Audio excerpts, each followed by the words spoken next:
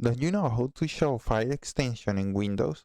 Don't worry, because I'm Cotrenso, and today we'll show you how to show file extension in Windows or PC.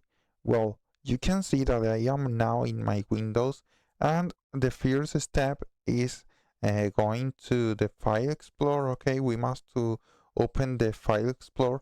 That you can open it with Windows K plus the A button. Okay, but anyway, I have here my File Explorer open. Okay, and you can see that I don't have the extension activate. Okay, the file extension showing, but for that we will go to view. Okay, and after we will go to show here, and we will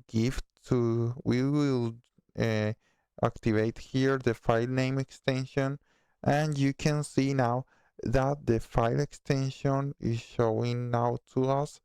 And well, that is all. I hope this video served to you. Okay, remember, subscribe to my channel for more about video games and things like this, and see more in my channel for get more fun. Okay, I see ya. Bye.